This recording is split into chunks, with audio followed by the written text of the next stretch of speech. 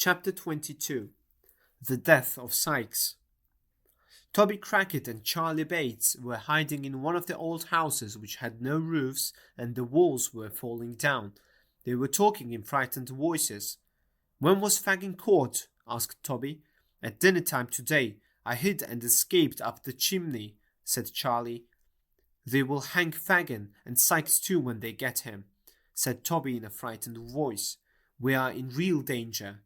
"No one will find us here," said Charlie. As they sat talking, they heard a noise on the stairs. Sikes's dog ran into the room.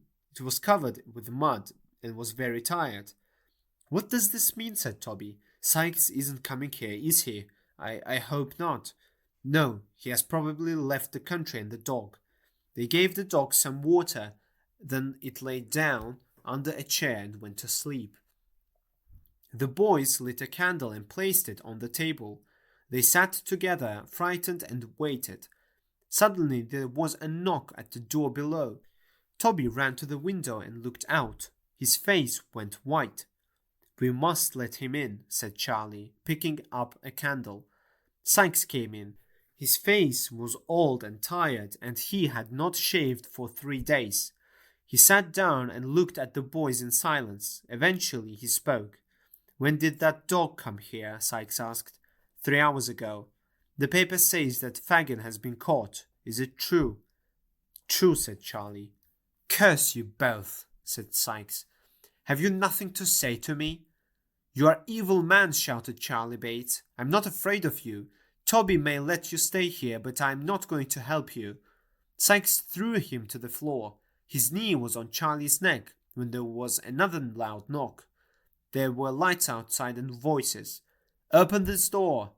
"They are here. They have found us," whispered Toby, pale with terror. The voices outside grew louder.